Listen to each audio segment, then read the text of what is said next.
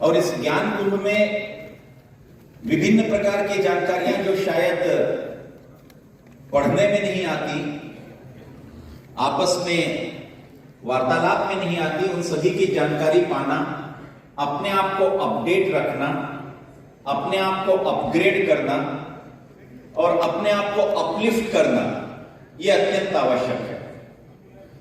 यदि हम अपने आप को अपग्रेड, अपडेट, अपलिफ्ट नहीं कर पाएंगे तो एजुकेशन को अपहोल्ड नहीं कर पाएंगे। तो इसलिए एजुकेशन को अपहोल्ड करने के लिए ये सारी चीजें बहुत आवश्यक भी हैं। तो विकसित भारत, ये दोनों ही आयामों को हम पूर्ण उच्च शिक्षा के माध्यम से कर पाए। इसमें उच्च शिक्षा की न केवल बहुत बड़ी भूमिका है बल्कि ये कमिटमेंट भी है। और जहां तक सोशल आउटरीच प्रोग्राम्स की बात है तो राष्ट्रीय सेवा योजना इसमें न केवल बढ़ चढ़कर अपनी भूमिका निभाता है बल्कि हम सभी महाविद्यालय, विश्वविद्यालय जब भी नैक की टीम आती है तो बात करते हैं सोशल आउटरीच प्रोग्राम की या कम्युनिटी डेवलपमेंट की, तो हम हमेशा एनएसएस को रेखांकित करते हैं। तो एनएसएस न केवल इसमें अग्रणी भूमिका निभाता है बल्कि एनएसएस को भी हमें और प्रश्रय देना चाहिए, इसको और आगे बढ़ाना चाहिए ताकि जो राष्ट्रीय शिक्षा नीति के प्रतिमान है, अभी तक की शिक्षा नीति में इंटेलिजेंट क्वोशंट पर बहुत ज्यादा ध्यान था, लेकिन पहली शिक्षा नीति है जिसमें emotional quotient, social quotient, religious quotient, psychological quotient, इन सारे पर भी ध्यान दिया जा रहा है। और जो एडिशनल सेक्रेटरी भारत सरकार ने जो बात की थी उसमें भी ये बात उन्होंने रेखांकित की थी कि स्किल डेवलपमेंट को, क्रेडिट को या फिर हमारे इमोशनल इंटेलिजेंस को या फिर साइकोलॉजिकल क्वोशंट को या फिर रिलीजियस और सोशल क्वोशंट को बढ़ावा नहीं दिया जाता था। तो राष्ट्रीय शिक्षा नीति भारतीय शिक्षा नीति के रूप में भारतीयों में भारतीयता के कलेवर को लेकर आई है। तो इसीलिए ये नीति या ये शिक्षा पद्धति हर मायने में पुरानी शिक्षा नीति से अलग है और वृहद आकार को लेकर आई है। तो इसलिए हम सभी का समावेश, यदि हमें छत्तीसगढ़ को आगे ले जाना है, एक रोड मैप तैयार करना है, तो प्रत्येक व्यक्ति का उसमें न केवल योगदान होना चाहिए बल्कि नए कलेवर में हम कैसे छत्तीसगढ़ पीछे नहीं रहा है। और लगातार आज की बैठक में भी हमारे एजेंडा में जो माननीय कुलपति जी और कुलसचिवों जी के साथ राजकीय और निजी विश्वविद्यालयों की बैठक है, उनमें भी ये एजेंडा रखा गया है कि किस तरीके से आने वाले समय में हम छत्तीसगढ़ को राष्ट्रीय परिदृश्य में गुणवत्ता उन्नयन के मायनों को और प्रतिमानों को स्थापित करता हुआ एक समर्थ, सशक्त और सुदृढ़ छत्तीसगढ़ बना सके, ताकि माननीय मुख्यमंत्री जी का सपना 2047।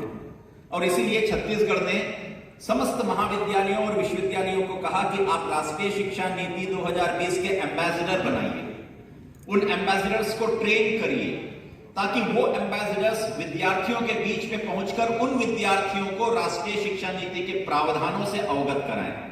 हम में और विद्यार्थियों के बीच में एक लंबा गैप है, उस गैप को फिल करने का काम हमारे एनईपी एम्बेसडर करते हैं। तो इन एनईपी एम्बेसडर की भी लगातार रिफ्रेशर कोर्सेस हमको करानी चाहिए। 1 घंटे की, 2 घंटे की, जी क्या है, बीएससी क्या है, एसईसी क्या है, डीएससी को हर एक पहलू से अवगत करा रहा है।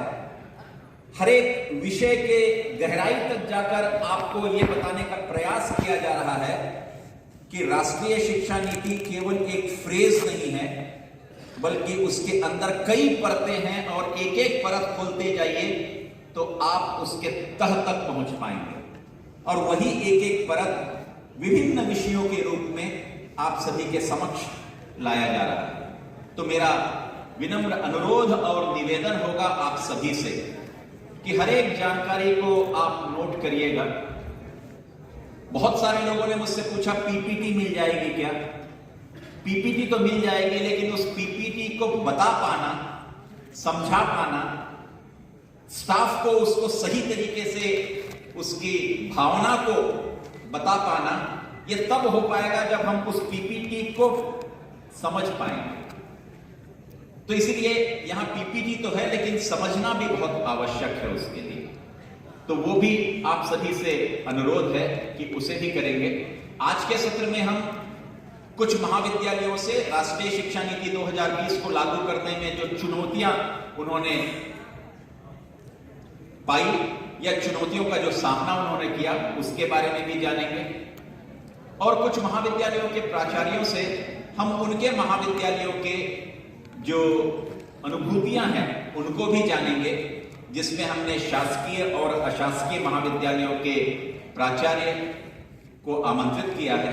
उन्हें भी ये सत्र दिया जाएगा ताकि वो अपने एक्सपीरियंसेस, अपने अनुभवों से हम सबको लाभान्वित कर सके, ताकि हम भी अपने महाविद्यालयों में नवाचार, नवोन्मेषी तरीकों को अपना सकें।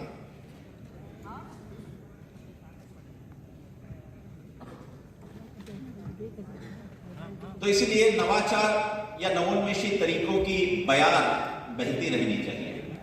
और शिक्षा एक ऐसा उपक्रम है, शिक्षा एक ऐसा अद्भुत वातावरण निर्मित करता है जहां पर नित नए प्रयोग हम कर सकते हैं।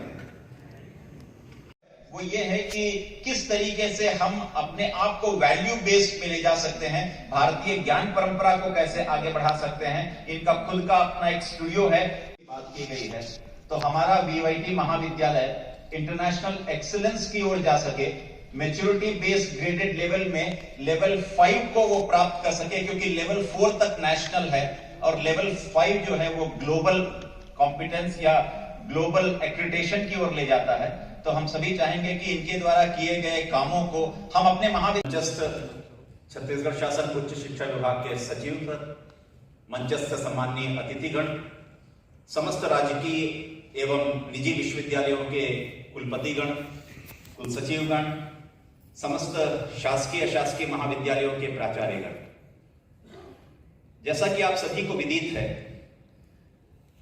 Road map to quality education ये न केवल एक लाइन है, बल्कि इस राज्य में उच्च शिक्षा की गुणवत्ता को आगे बढ़ाने के लिए यह एक अभिनव प्रयास 2 दिन का छत्तीसगढ़ शासन उच्च शिक्षा विभाग के द्वारा किया गया है।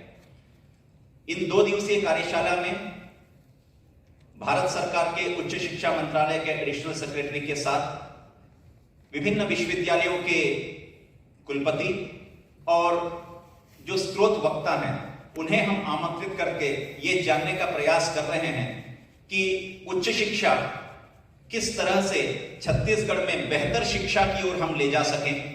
और हमने जो प्रयास किए हैं उन प्रयासों में और अधिक अभिवृद्धि के साथ 2047 में हम एक समर्थ, सशक्त और सुदृढ़ छत्तीसगढ़ की परिकल्पना को लेकर समर्थ, सशक्त और सुदृढ़ भारत की भी परिकल्पना को साकार कर सके, जिसमें उच्च शिक्षा के समस्त विश्वविद्यालयों और महाविद्यालयों की अहम भूमिका है।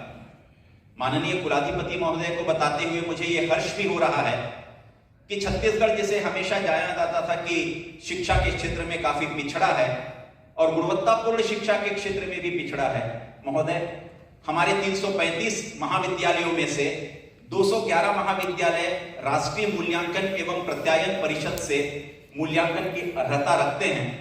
उनमें 200 महाविद्यालयों का करीब 90% महाविद्यालयों का नैक से मूल्यांकन हो चुका है। विश्वविद्यालयों में प्रवेश लेने समर्थ पोर्टल पे 9 राजकीय विश्वविद्यालय भी ऑन बोर्ड हो चुके हैं। हमने रविशंकर विश्वविद्यालय में नैक्स की कार्यशाला भी कराई है, जिसमें किस तरीके से एंटरप्रेन्योरशिप और इंटर्नशिप को डेवलप किया जाए। और राष्ट्रीय शिक्षा नीति का जो हमारा करिकुलम है उसमें स्किल डेवलपमेंट के साथ एंटरप्रेन्योरशिप है। भारतीय ज्ञान परंपरा के विभिन्न विषयों को विभिन्न विषयों और संकायों में भी समाहित किया गया है। और इन 2 दिनों के सम्मेलन में हम ये भी प्रयास करेंगे कि किस तरीके से हम भारतीय ज्ञान परंपरा को और ज्यादा हद तक ले जाकर अपने शिक्षा में उसको शामिल कर सकें और एक सुदृढ़ छत्तीसगढ़ का निर्माण हम कर सकें, एक बेहतर भविष्य विद्यार्थियों को दे सकें और हमारे विद्यार्थी हर जगह कम से कम एम्प्लॉयबल हो सकें या सेल्फ एम्प्लॉयबल हो सके, इस कार्यक्रम को भी आगे बढ़ा सकें।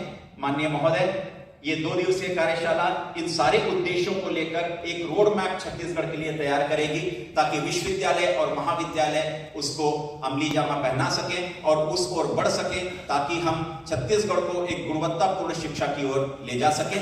आप सभी का आज के इस कार्यक्रम में हार्दिक स्वागत और बहुत बहुत धन्यवाद।